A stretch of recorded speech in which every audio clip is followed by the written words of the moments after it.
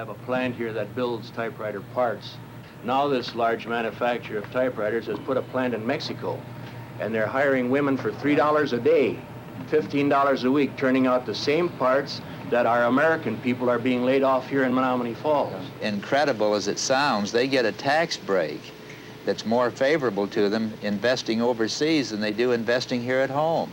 We need to encourage surplus capital to invest here.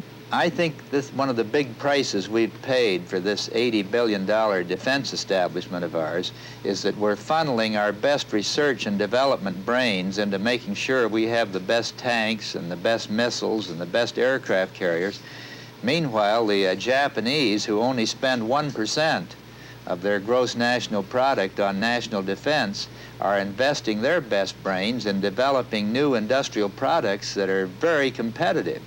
That's another reason to cut back on the numbers of people and resources we're funneling into the Pentagon and begin even subsidizing development of research and new techniques and new plants and new ways of production so that we can get back into competition with the Germans and the Japanese. And this is in no way fair. Talk fair, well, business, they say, well, business isn't fair. You're supposed to take care of yourself. Where is something going to happen to our particular type of a business? And I believe you have a lot of small businessmen who are holding this all in and not bringing it out. The conglomerate is the one that's going to take over. There has been a steady concentration of more and more economic power in the hands of fewer and fewer conglomerates. That's really what the ITT case was all about. You had a clear case developed in the antitrust division of the Department of Justice. And yet, because of various political pressures, that merger was allowed to go through, and every day, smaller, moderate, independent-sized businesses are being gobbled up by the conglomerates. So I think what is needed is a new commitment and maybe a louder outcry demanding that antitrust actions be enforced and that the independent businessman be protected. That's really the purpose of antitrust legislation. You talk about tax loopholes. Can you specify what some of those loopholes are? Well, I certainly think we ought to repeal those accelerated depreciation increases that were added last year. You really can't justify that. That's really a bonanza. Also, on the oil depletion and mineral depletion allowances, I think we've carried that too far. Some of the other tax shelters benefit very high-income people at the expense of people in the middle.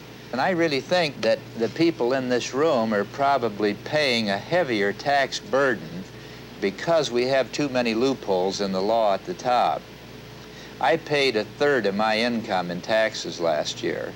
I'm not complaining about it. I published it so that people would know where my income derived from and also how I spent it.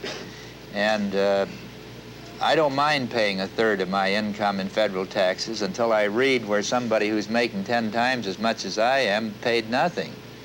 And that's what infuriates a lot of these working people that I see in the factories and the shops around this country. They read reports where multimillionaires are paying at 5 or 6% rate, and they're paying at a 14 to 20% rate as working people. And that's what disturbs a lot of people. Senator, is that what's called fuzzy on economics? It may be, but it's what I believe. McGovern, Democrat, for the people. The people are paying for this campaign with their hard-earned dollars. Send what you can to McGovern for President, Washington, D.C.